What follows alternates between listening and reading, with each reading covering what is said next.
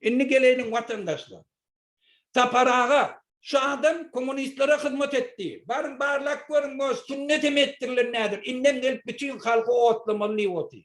Sebebi komünist bolmasam sen zaminister bol bilmeyedin. Eğer edenem olsa sünnet onu komünistlere anlattı. Hiç vakti Müslümanlar. Ateistler emmedi.